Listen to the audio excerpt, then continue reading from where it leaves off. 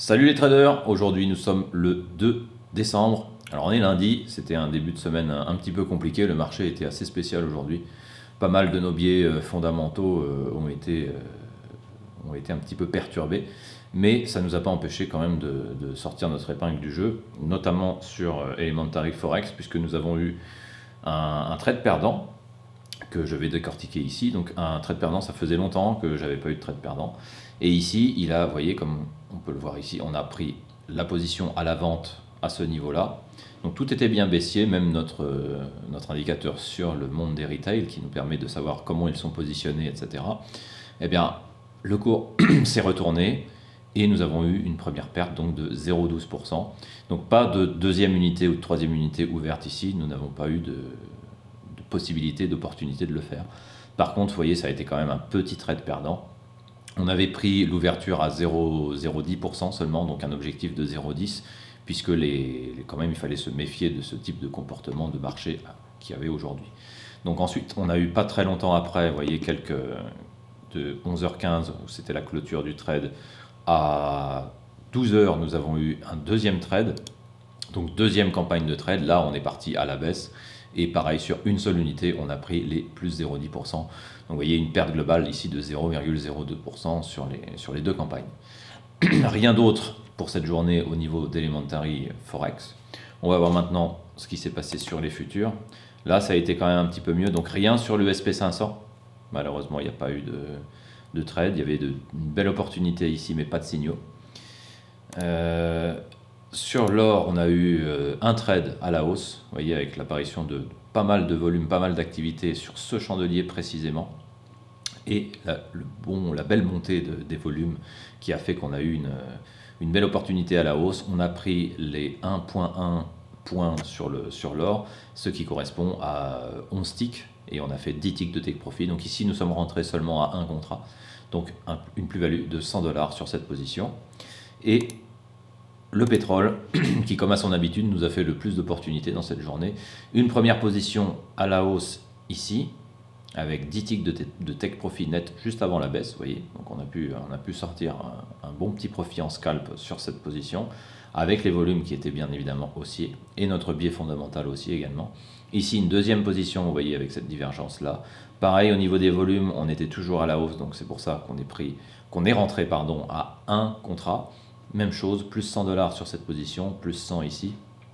Et enfin, un premier trade et le seul trade à la baisse de la journée sur le pétrole qu'on a eu à 15h35, donc 5 minutes après l'ouverture de Wall Street, avec une belle divergence ici. Et même si nous étions avec des volumes haussiers, et bien ici nous sommes rentrés pareil à un contrat et nous avons pris assez rapidement, vous voyez, sur un chandelier de 5 minutes, on a pris notre profit en scalp, pareil, 10 ticks.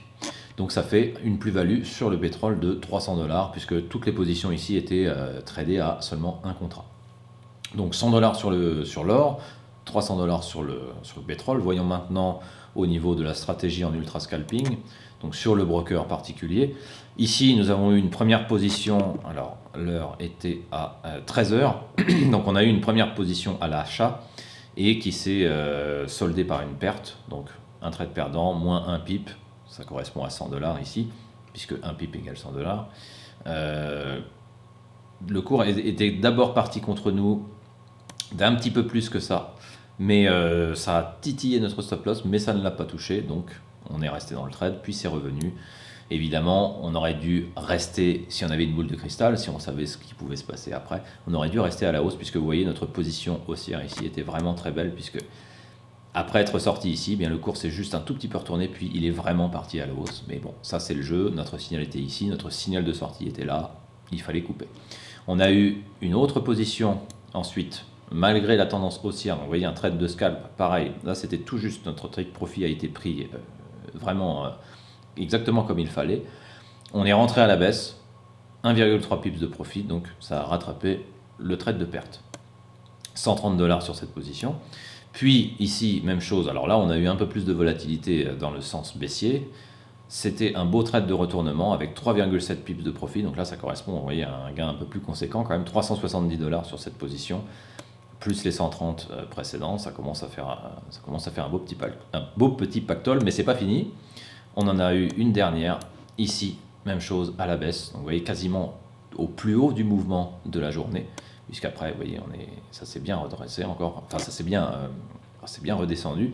Et après, on a eu une autre position. Donc celle-ci a pris 2,6 pips, donc $260.